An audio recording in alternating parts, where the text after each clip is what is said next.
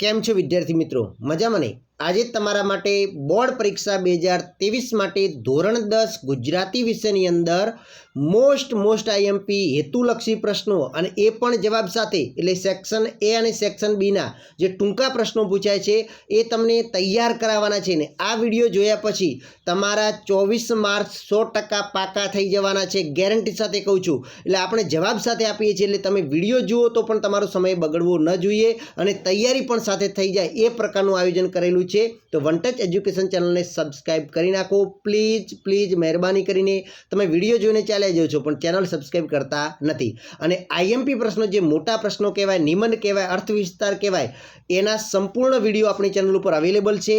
ધોરણ 10 માટેનો એ વિડીયોની લિંક હું તમને આ વિડીયોની નીચે ડિસ્ક્રિપ્શન બોક્સમાં આપી દઈશ, તો એ આઈએમપી પ્રશ્નો તમે જોઈ નાખજો। તો ચાલો આપણે તૈયારી કરીએ। અને ખાસ આ વિડીયો તમારે પરીક્ષા આપવા જો ને એ સમય પણ એકવાર તો અવશ્ય જોઈને જવાનું છે, 100% તમને બેનિફિટ થશે।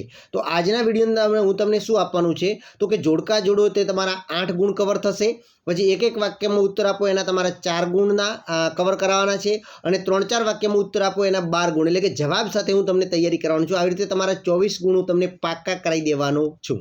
તો આપણે ફટાફટ વિભાગે ગદ્ય આધારિત છે, એની અંદર પહેલું તમારે પૂછાય છે કર્તા અને એનો કૃતિ અને એનો કર્તા, અથવા તો કૃતિ અને એનો સાહિત્ય પ્રકાર પૂછાય છે। તો એની અંદર આપણે ખાસ મોસ્ટ આઈએમપી વારંવાર પૂછાતા છે એ તૈયાર કરી નાખીએ। તો કે ભૂલી ગયા પછી જે પાઠ છે એના લેખક છે રઘુવીર ચૌધરી અને એનો સાહિત્ય પ્રકાર છે એકાંકી। યાદ રાખજો, ભૂલી ગયા પછી તો કે રઘુવીર ચૌધરી અને એનો સાહિત્ય પ્રકાર આવે છે એકાંકી। પછી રેસનો ઘોડો, તો એનો લેખક છે વર્ષા અડાલજા અને એનો સાહિત્ય પ્રકાર છે નિબંધ। યાદ રહી ગયું ને? રેસનો ઘોડોનો સાહિત્ય પ્રકાર શું છે? નિબંધ છે, અને એના લેખક કોણ છે? વર્ષા અડાલજા। એના પછી ત્રીજા નંબરનું છે ઘોડાની સ્વામી ભક્તિ, તો ઘોડાની સ્વામી ભક્તિના લેખક છે જોરાવરસિંહ જાદવ, અને ઘોડાની સ્વામી ભક્તિ એ લોકકથા છે। શું છે? લોકકથા છે। પછી જન્મોત્સવ છે એના લેખક છે સુરેશ જોશી અને એનો સાહિત્ય પ્રકાર છે નવલિકા। જન્મોત્સવનો સાહિત્ય પ્રકાર શું બને છે? નવલિકા। એના લેખક કોણ છે? સુરેશ જોશી છે। એના પછી ચોપડાની ઇન્દ્રજાળ છે તો ચંદ્રકાંત પંડ્યા, એનો સાહિત્ય પ્રકાર છે આત્મકથા ખંડ। યાદ રાખજો, ચોપડાની ઇન્દ્રજાળનો આ સાહિત્ય પ્રકાર છે આત્મકથા ખંડ અને એના લેખક છે ચંદ્રકાંત પંડ્યા। એના પછી છઠ્ઠું છે હિમાલયમાં એક સાહસ, એના લેખક છે જવાહરલાલ નહેરુ અને શું છે? પ્રવાસ નિબંધ છે। શું છે? પ્રવાસ નિબંધ છે। એના પછી સાતમું છે સત્રી, તો સત્રી પાઠના લેખક કોણ છે? રતિલાલ બોરીસાગર અને શું છે તો કે હાસ્ય નિબંધ છે। એના પછી વિરલ વિભૂતિ, તો આત્માર્પિત અપૂર્વજી એના લેખક છે, અને વિરલ વિભૂતિ એ ચરિત્ર નિબંધ છે। શું છે? ચરિત્ર નિબંધ છે। એના પછી જોઈએ ગતિભંગ, તો ગતિભંગના લેખક છે મોહનલાલ પંડ્યા અને ગતિભંગ એનો સાહિત્ય પ્રકાર છે લઘુકથા। એના પછી વાયરલ ઇન્સ્પેક્શન, તો ગુણવંત શાહ અને એનો સાહિત્ય પ્રકાર બને છે નિબંધ। એના પછી તમે જો ડાંગ વનો અને જે પાઠ છે એના લેખક છે મહેન્દ્રસિંહ પરમાર અને એનો સાહિત્ય પ્રકાર છે પ્રવાસ નિબંધ। શું આવશે? પ્રવાસ નિબંધ આવે છે। એના પછી ઘણી વખત તમારે પાત્ર અને કૃતિ પૂછાય છે, કયો પાત્ર કયા પાઠનો છે તો કે વિશાખા, ધનંજય, જયાવતી શેઠાણી, કાનજી, દેવજી, માણેક અને મુખિયાજી અને વેલજી ડોસા, આટલા પાત્રો ખાસ યાદ રાખજો। કયા પાઠના છે? જન્મોત્સવ કૃતિની અંદર આવે છે। કયા આવે છે? વિશાખા છે, ધનંજય છે, જયાવતી શેઠાણી છે, કાનજી, દેવજી, માણેક, મુખિયાજી, વેલજી ડુઆ, આ બધા જ પાત્રો આપણા જન્મોત્સવ જે પાઠ છે એની અંદર આવે છે। એના પછી તમે જુઓ તો કે સંજય, ફોરમ, યશ અને મંજુ કાકી આ રેસના ઘોડાની અંદર આવતા પાત્રો છે। યાદ રહી જશે ને? સંજય, ફોરમ, યશ અને મંજુ કાકી કયા પાઠમાં આવે છે? રેસનો ઘોડોના। એના પછી ચોપડાની ઇન્દ્રજાળની વાત કરીએ તો ગોવિંદ છે, રાણી પરજ, દાસ કાકા, ભીખલો અને જીવલો। ભીખલો, જીવલો, દાસ કાકા અને ગોવિંદ આ કયા પાઠના પાત્રો છે તો કે ચોપડાની ઇન્દ્રજાળ પાઠના પાત્રો છે। એના પછી ભૂલી ગયા પછી જે પાઠ છે એના પાત્રો કયા છે તો આનંદ, વિરાટ, મનીષા અને નરેન। તો આટલા એના પણ યાદ રાખજો। હવે એક વાક્યના પ્રશ્નો જોઈએ। તો કે અંકિતે લાડથી એની બહેનનું નામ શું પાડ્યું હતું? તો અંકિતે લાડથી એની બહેનનું નામ ફોરમ પાડ્યું હતું। શું પાડ્યું હતું? ફોરમ પાડ્યું હતું। એના પછી બીજો છે કે કોઈ વાર થાય કે વાર્તા સંગ્રહના સર્જકનું નામ જણાવો, તો કોઈ વાર થાય જે વાર્તા સંગ્રહ છે એના લેખક છે વર્ષા અડાલજા અને આપણે એનો પાઠ આવેલો છે રેસનો ઘોડો। એના પછી ત્રીજું છે કે નીનાબેન તેમના પતિ સંજય પાસે શું માગ્યું હતું? તો નીનાબેને તેમના પતિ પાસે શું માગ્યું હતું? તો તો કે અંકિતનું શૈશવ માગ્યું હતું. સંજય એનો પતિ હતો ને એની પાસે શું માગ્યું હતું નીનાબાઈને? તો કે અંકિતનું શૈશવ પાછું માગ્યું હતું. એના પછી ચોથું છે કે અમેરિકામાં રહેતા ડૉક્ટર સૌરભ પાસે કોના માટે સમય નથી? તો કે સૌરભ પાસે પોતાના માતા પિતા માટે સમય નથી. એના પછી પાંચમું જોઈએ કે સૌરભને કમ્પ્યુટર શા માટે શીખવું પડે? તો કે કમ્પ્યુટર શીખવાથી ક્લાસમાં વટ પડે એટલા માટે એને કમ્પ્યુટર શીખવું પડે. એના પછી છઠ્ઠું જોઈએ તો કે રીંછ માણસને જોઈને શું કરે છે? તો કે રીંછ માણસને જોઈને જનૂનથી પ્રતિકાર કરે છે. પર્વતારોહણ શિબિર ક્યાં યોજાઈ હતી? તો કે માઉન્ટ આબુમાં યોજાઈ હતી. એના પછી આઠમું જોઈએ કે 2015નો સર્વોચ્ચ જ્ઞાનપીઠ પુરસ્કાર કયા ગુજરાતી લેખકને એનાયત થયો હતો? કે રઘુવીર ચૌધરીને એનાયત કરવામાં આવ્યો હતો જ્ઞાનપીઠ પુરસ્કાર 2015માં. ખાવા પીવામાં અભણની માફક કોણ વર્તે છે? તો કે ભણેલા લોકો વર્તે છે. કોણ વર્તે છે? ભણેલા લોકો. એના પછી 10મું છે રામે કઈ રાક્ષસીનો વધ કરેલો? તો રામે તાડકા રાક્ષસીનો શું કરેલો હતો? વધ કરેલો હતો. એના પછી 11મું ગાંધીજી કોને લગભગ અપરાધ ગણતા હતા? તો ગાંધીજી માંદગીને લગભગ શું ગણતા હતા? અપરાધ જ ગણતા હતા. એના પછી 12મું જોઈએ શાનાથી તાણમાં ઘટાડો થાય છે? તો ભજનાનંદથી તાણમાં ઘટાડો થાય છે. એના પછી 13મું છે છત્રી લેવા જવાની બાબતમાં લેખકનો શા માટે મક્કમ રહ્યા? તો કે રશિયા જવું પડે તો પણ જવું જોઈએ એ વાતમાં લેખક મક્કમ રહ્યા હતા કે છત્રી તો હું લેવા જઈશ જ. એના પછી 14મું છે લેખક જાણીતા સ્ટોરમાં છત્રી લેવા શા માટે ગયા? તો કે વરસાદમાં છત્રીની જરૂર હતી એટલા માટે ગયા હતા. એના પછી 15મું જોઈએ દુકાનદારે છત્રી પાટના લેખકને કઈ સલાહ આપી? તો કે છત્રી તેમની પાસે ટકી રહે ને તેવો ઉપાય શોધી કાઢવાની સલાહ આપી હતી. 16મું જોઈએ લેખકને કોની સાથે ધરોબો કેળવાઈ ગયો હતો? તો કે અંકલેશ્વરના કારખાનાની દુર્ગંધ સાથે લેખકને ધરોબો કેળવાઈ ગયેલો હતો. એના પછી 17મું જોઈએ અંકલેશ્વર શા કારણે લેખકને પ્રિય હતું? તો કે ભેખડવતી નર્મદાને કારણે અંકલેશ્વર લેખકને ખૂબ જ પ્રિય હતું. એના પછી જોઈએ 18મું કે ગિરમાળનો ધોધ કઈ નદી પર આવેલો છે? તો કે ગીરા નદી પરથી પડે છે. એના પછી 19મું સાહુકાર હિસાબનું ગણિત કેવું ગણતા હતા? તો કે 17 × 95 એમ ખોટું ગણતા હતા. ગરીબોનું શોષણ કરનાર ચોપડાનો રંગ કેવો હતો? તો કે રાતો રંગ હતો. કેવો હતો? રાતો હતો. 21મું પોતે ગાંધીવાદી જીવ છે એ ખ્યાલ લેખકને કેવો લાગ્યો? તો કે લેખકને દંભી લાગ્યો. કેવો લાગ્યો? દંભી ખ્યાલ લાગ્યો હતો. 22મું ચોપડાની ઇન્દ્રજાળ પાઠ કયા પુસ્તકમાંથી લેવામાં આવ્યું છે? તો કે બાનો ભીખો પુસ્તકમાંથી લેવામાં આવેલું છે ચોપડાની ઇન્દ્રજાળ. એના પછી 23મું જોઈએ ભાગવતનું શ્રવણ કોણ કરી રહ્યું છે? તો કે વૃંદાવનદાસ અને એમની મિત્ર મંડળી કરી રહી છે ભાગવતનું શ્રવણ. એના પછી 24મું જોઈએ ઝૂંપડામાં કોણ કણસી રહ્યું હતું? તો કે ઝૂંપડામાં માણકી કણસી રહી હતી. કોણ? માણકી કણસી રહી હતી. 25મું છે દેવજી અને કાનજી નવજાત બાળકને કોની પાસે લઈને ગયા? તો કે વેલજી ડોસા પાસે લઈને ગયા. એના પછી 26મું ડુંગરે પોતાની નજર ક્યાં સ્થિર કરી? તો ગગન માર્ગ તરફ ડુંગરે પોતાની નજરો સ્થિર કરી હતી. એના પછી 27મું ડુંગરની પત્નીને અહીંયા શું જડાઈ ગયું હતું? તો કે મૃત બબલીની પગલીઓ જડાઈ ગઈ હતી. 28મું જોઈએ દુકાળના વખતમાં લોકોને કોણ મદદ કરે છે? તો કે ડેગડિયાના મહાજને મદદ કરી હતી.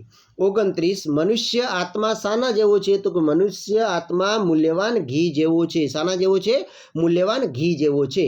એના પછી 30મું જોઈએ સત્તા વધાની શક્તિ એટલે શું? તો કે એક સાથે 100 વસ્તુઓ ભૂલવીના ક્રમમાં યાદ રાખવાની શક્તિ અને સત્તા વધાની શક્તિ કહેવાય છે. 31 શ્રીમદને મન દેહ શેનું સાધન માત્ર છે? તો કે ધર્મ સાધનાનું સાધન માત્ર છે.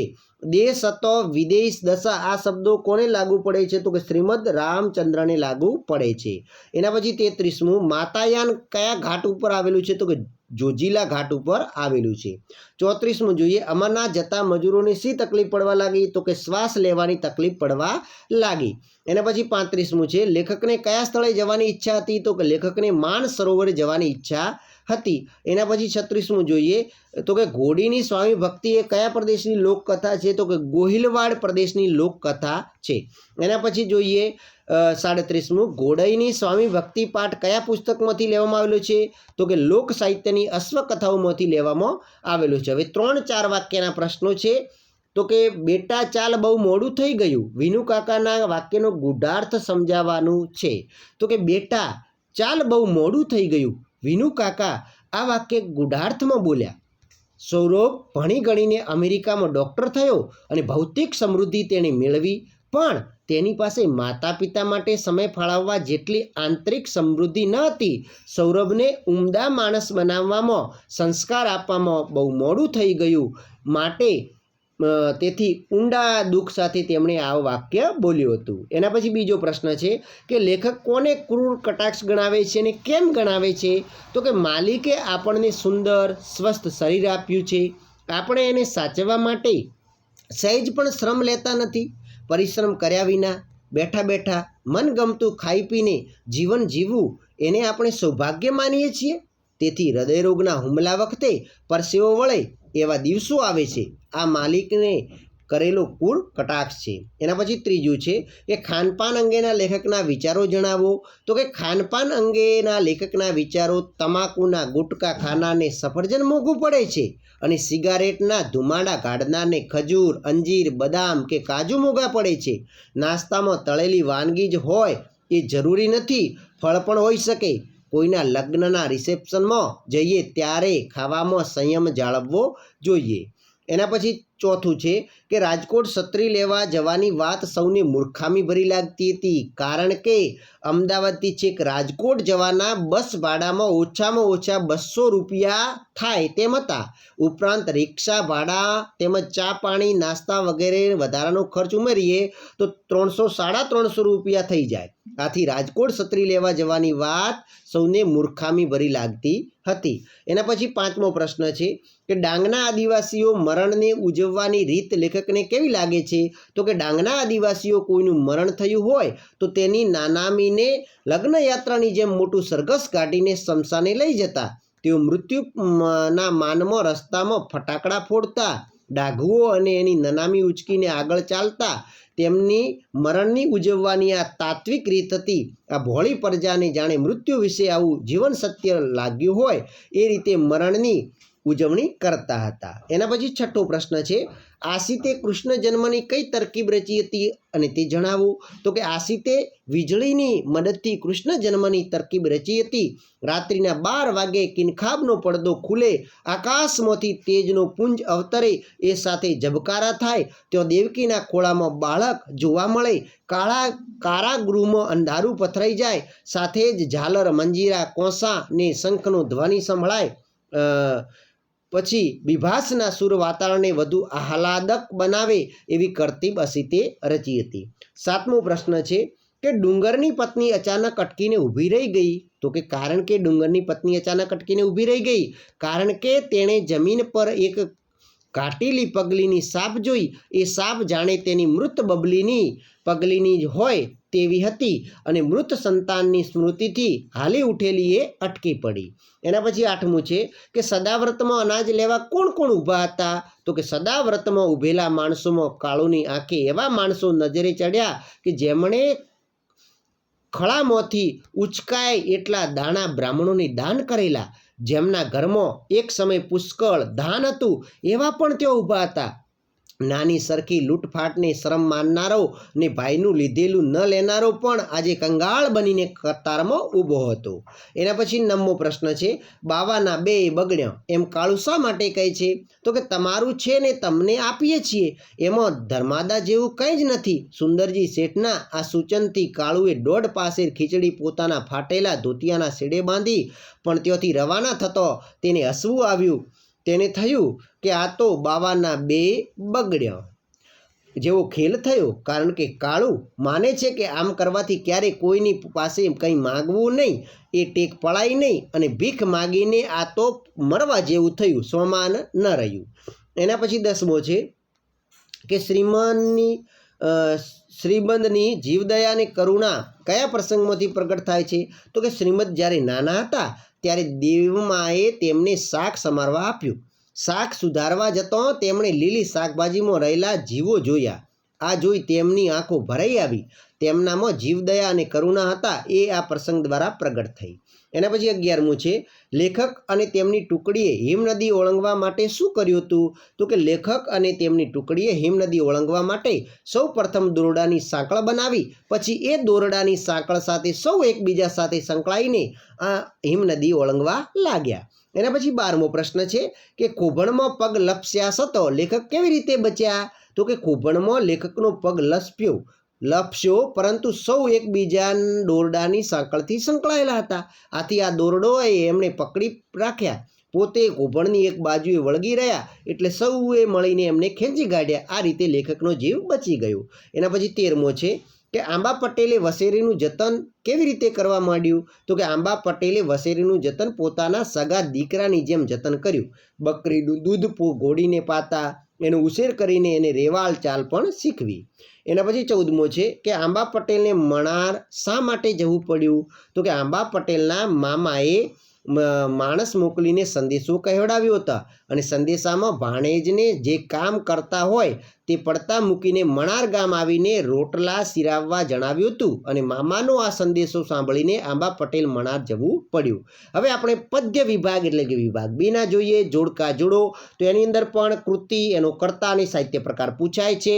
તો કે એક બપોરે એના કવિ છે રાવજી પટેલ અને એક બપોરેનો સાહિત્ય પ્રકાર છે ઉર્મી કાવ્ય. શિકારીને એના લેખક કવિ છે કલાપી અને એના સાહિત્ય પ્રકાર છે સોનેટ. વૈષ્ણવજન તો એના કવિ છે નરસિંહ મહેતા અને એનો સાહિત્ય પ્રકાર છે પદ. દીકરી તો એના કવિ છે અશોક ચાવડા, જેને બેદિલ કહીએ છીએ, અને એનો ગઝલ, એનો સાહિત્ય પ્રકાર છે વતનથી વિદાય થતા. એના કવિ છે જયંત પાઠક અને એનો સાહિત્ય પ્રકાર છે સોનેટ. દિવસો જુદાઈના જાય છે એનો કવિ છે ગની દહીવાલા અને સાહિત્ય પ્રકાર છે ગઝલ. બોલીએ ન કંઈ એના કવિ છે રાજેન્દ્ર શાહ અને એનો સાહિત્ય પ્રકાર છે ગીત. એના પછી એક એક વાક્યના ઉત્તર જોઈએ. તો કે નરસિંહ મહેતા કોને ધન્ય માને છે? તો કે નરસિંહ મહેતા વૈષ્ણવજનની માતાને ધન્ય માને છે. એના પછી બીજું છે મોહમાયા કોને સ્પર્શી શકતા નથી? તો મોહમાયા વૈષ્ણવજનને સ્પર્શી શકતા નથી. સકળ લોકમાં કોણ તીર્થ સ્વરૂપ છે? તો કે સકળ લોકમાં વૈષ્ણવજન તીર્થ સ્વરૂપ છે. એના પછી ચોથું છે ગુજરાતી સાહિત્યમાં આદિકવિનું બિરુદ કોને મળેલું છે? તો કે નરસિંહ મહેતાને આદિકવિનું બિરુદ મળેલું છે. એના પછી 5મું જોઈએ. સિલવંત સાધુના ચિત્તની વૃત્તિ કેવી હોય છે? તો કે નિર્મળ વૃત્તિ હોય છે. કેવી હોય છે? નિર્મળ વૃત્તિ હોય છે.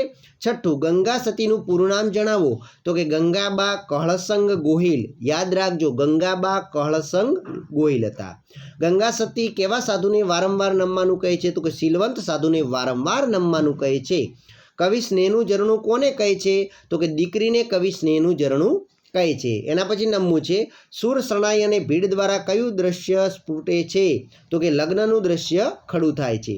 10મું છે દીકરી કાવ્ય કયા કાવ્ય સંગ્રહમાંથી લેવામાં આવ્યું છે? તો કે પગરવ તળાવમાંથી લેવામાં આવ્યું છે.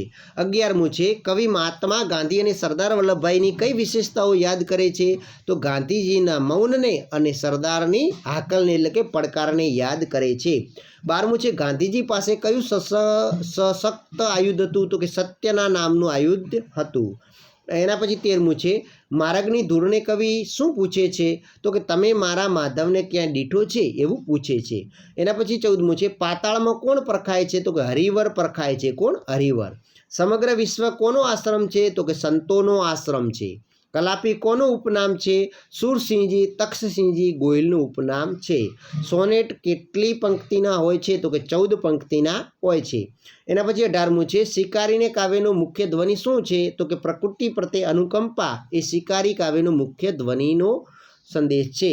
એના પછી 19મું વતનની હદ પૂરી થતો કોને પાછા વળી જવાનું છે? તો કે કૂતરાને પાછા વળી જવાનું છે. 20મું છે વતનથી વિદાય થતા કાવ્યમાં કાવ્યનાયકને શું નડે છે? તો કે કંટાળી દાળી નડે છે. એના પછી 21મું છે વહેણના પાણીને કોણ ઝીલે છે? તો કે વહેણના પાણીને સાગર ઝીલે છે. 22મું છે બીજા લોકો શામાંથી આનંદ મેળવે છે? તો કે અન્યની વ્યથા જાણવામાંથી આનંદ મેળવે છે. 23મો કવિ શેને જીરવીને જાણવા કહે છે? તો કે આપણી વ્યથાને જીરવીને જાણવા કવિ કહે છે. એના પછી 24 છે જુદાઈના દિવસો ક્યાં સુધી લઈ જશે? તો કે મિલન સુધી લઈ જશે.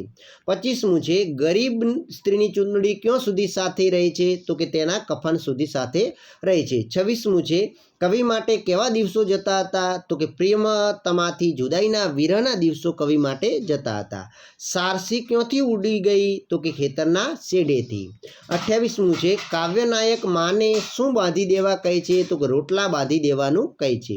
29 છે કવિ અંતમાં શું કરવાની ના પાડે છે તો કે બળદને હળે જોતરવાની ના પાડે છે.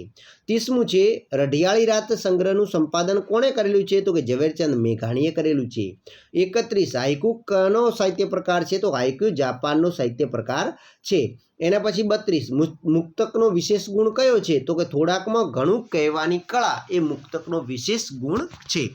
એના પછી 33મું છે કે કવિની દ્રષ્ટિએ ભારવાળો મુગટ એટલે શું તો કે જવાબદારીવાળો મુગટ. એના પછી 3-4 વાક્યના પ્રશ્નો છે. તો કે પહેલો પ્રશ્ન છે કવિના મતે કોના દર્શન કરવાથી એકોતળ પેઢી તરી જવાય છે તો કે જે વૈષ્ણવજન મોહમાયાથી પર હોય, જેના અંતરમાં દ્રઢ વૈરાગ્ય હોય, જેનામાં લોભ કે સળકપટ ન હોય, જેણે કામ ક્રોધ પર વિજય પ્રાપ્ત કર્યો હોય, જેનું ચિત્ત હંમેશા રામના નામની ધૂનમાં જ લીન હોય, એવા તીર્થ સ્વરૂપ વૈષ્ણવજનના દર્શન કરવાથી 71 પેઢી તરી જાય છે. એના પછી બીજો છે કે ઉછરી છે રોજ કાયમની ફડકમાં દીકરી એમ કવિ શા માટે કહે છે તો કે દીકરી બાપને ત્યાં ઉછરે છે ત્યારે એના ઉછેરમાં કેટલાક સામાજિક બંધનો હોય છે. દીકરા જેટલી સ્વતંત્રતા એને મળતી નથી. તે ભય અને બંધનોથી ડરતા જીવે છે. તેથી કવિ કહે છે કે દીકરી ફડકમાં ઉછરે છે. એના પછી છે ત્રીજું કે સત્યના આયુધની કઈ વિશેષતા છે તો કવિએ ગાંધીજીના સત્યના આયુધ એટલે કે શસ્ત્ર વિશે કહ્યું છે કે વિશ્વમાં અનેક યુદ્ધો જાત જાતના આયુધોથી લડાયા છે અને ભવિષ્યમાં પણ લડાશે, પરંતુ આ સત્યરૂપી આયુધની વિશેષતા એ છે કે ગાંધીજીએ એનાથી બ્રિટિશરોને ધ્રુજાવ્યા હતા અને ભારતને આ સત્યરૂપી આયુધને કારણે સ્વતંત્રતા મળી હતી અને વિશ્વના ઇતિહાસમાં આ એક અનોખી ઘટના છે.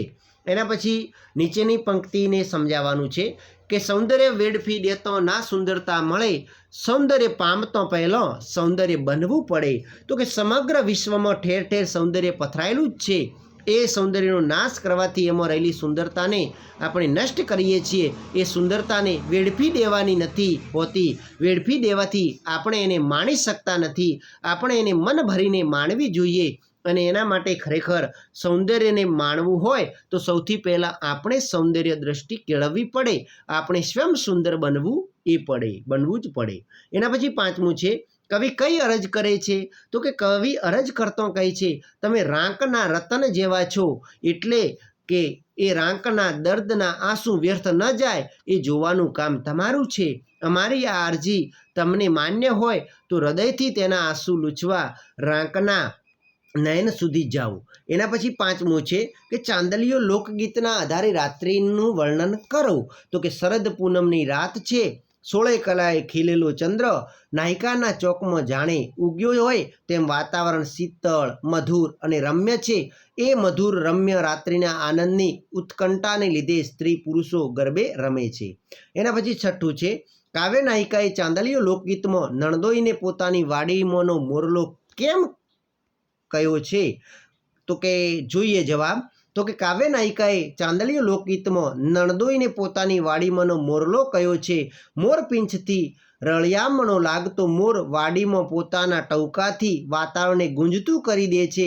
એમ નણદોઈ પણ પોતાની મીઠાશભરી વાણીથી સૌનો દિલ જીતી લે છે. આથી ચાંદલિયો લોકગીતમાં કાવ્ય નાયિકાએ નણદોઈને પોતાના વાડીમાંનો મોરલો કયો છે.